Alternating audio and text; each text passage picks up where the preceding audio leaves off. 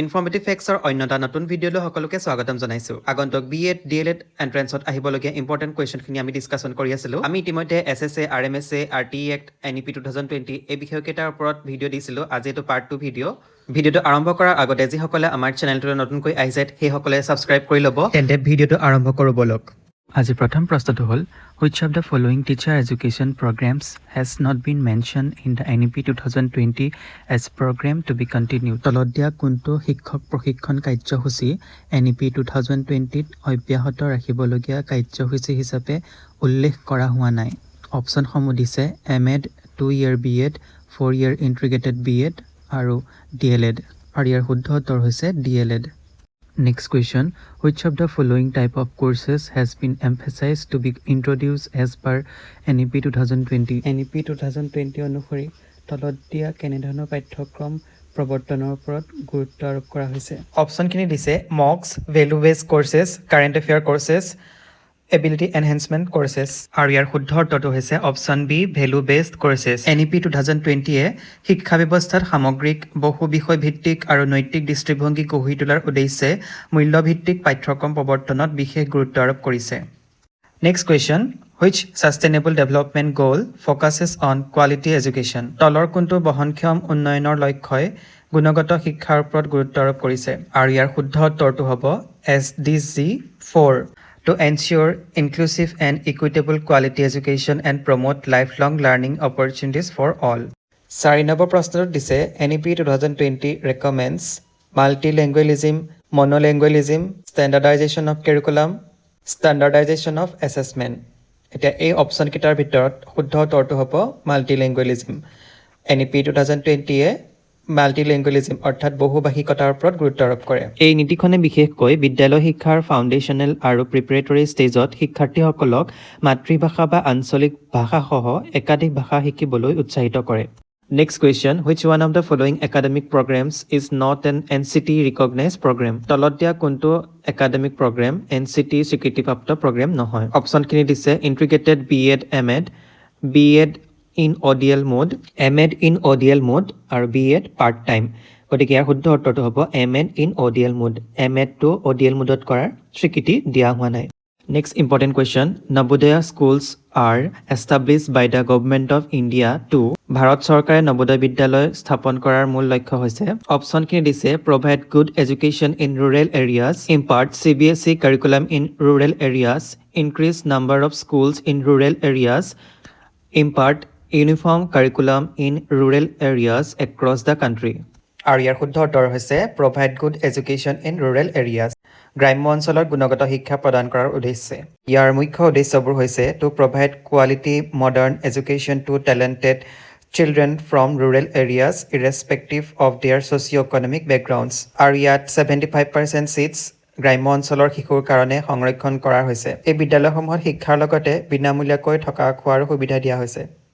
Next question, which of the following project has been launched by Central Board of Secondary Education CBSE under the guidance of Ministry of Human Resource Development, Government of India to address the low enrollment of girl student in prestigious engineering institution and the teaching gap between the school education and engineering entrance examination? স্কুলীয়া শিক্ষা আৰু engineering প্ৰৱেশ পৰীক্ষাৰ মাজত থকা পাঠদানৰ ব্যৱধান দূৰ কৰিবলৈ আৰু প্ৰখ্যাত ইঞ্জিনিয়াৰিং প্ৰতিষ্ঠানসমূহত ছাত্ৰীৰ কম সংখ্যক ভৰ্তিৰ সমস্যা সমাধান কৰিবলৈ ভাৰত চৰকাৰৰ মানৱ সম্পদ উন্নয়ন মন্ত্ৰণালয়ৰ নিৰ্দেশনাত CBSE তলত দিয়া কোনটো প্ৰকল্প আৰম্ভ কৰিছিল?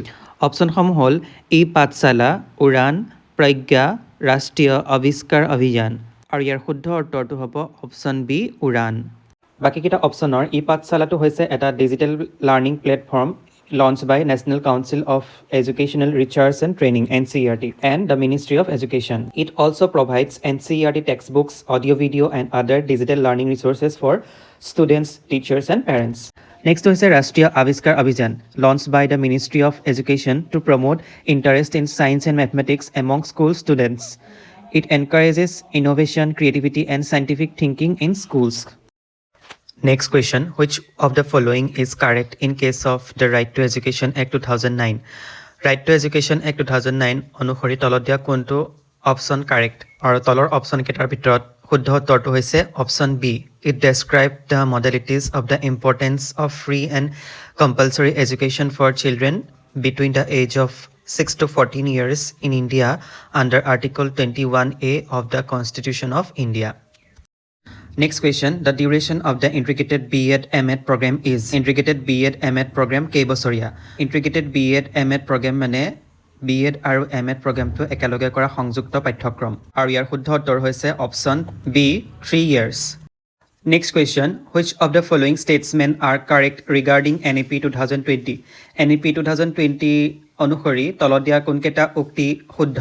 প্ৰথম অপশ্যনটো দিছে the structure of school education is 5+3+3+4 এইটো আমাৰ শুদ্ধ হ'ব আৰু নেক্সট যিটো 3 নম্বৰ অপশ্যন দিছে PARAKH is proposed as a national assessment centre সেইটো আমাৰ শুদ্ধ বাকী দুটা অপশ্যন অশুদ্ধ গতিকে কাৰেক্ট অপশ্যনটো হ'ব অপশ্যন চি 1 and 3 অনলি বাকী কেইটা অপশ্যন ভুল হোৱাৰ কাৰণটো হ'ল ECC actually begins at age 3 not 4 আৰু লাষ্ট যিটো option NEP 2020 pillars include access, equality, quality, affordability and accountability. কিন্তু ইয়াত অকল তিনিটাহে দিয়া আছিলে নেক্সট ECCৰ ওপৰত এটা কুৱেশ্যন আহে গতিকে the main objective of ECC is to ECCৰ মুখ্য উদ্দেশ্য হৈছে অপশ্যনকেইটা দিছে prepare children for exam B develop physical cognitive and emotional growth option C increase homework option D improve hard working আৰু শুদ্ধ উত্তৰটো হ'ব option B develop physical cognitive and emotional growth Next important question, the right to education become a fundamental right through which constitutional amendment? শিক্ষাৰ অধিকাৰটো সংবিধানৰ কোনটো সংশোধনীৰ মতে